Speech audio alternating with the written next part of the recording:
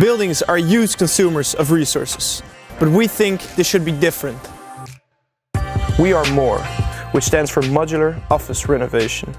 In order for future generations to flourish, we envision a future-proof built environment that gives back to its surroundings more than it takes away from it. Moving away from being a consumer towards being a contributor. But where to start? In the Netherlands, we are facing two major challenges in the built environment. The first one being that almost half of all office buildings have an energy label lower than C, which means that they will have to be closed by law before 2023. The second challenge is that before 2040, there's a need of 1 million extra homes.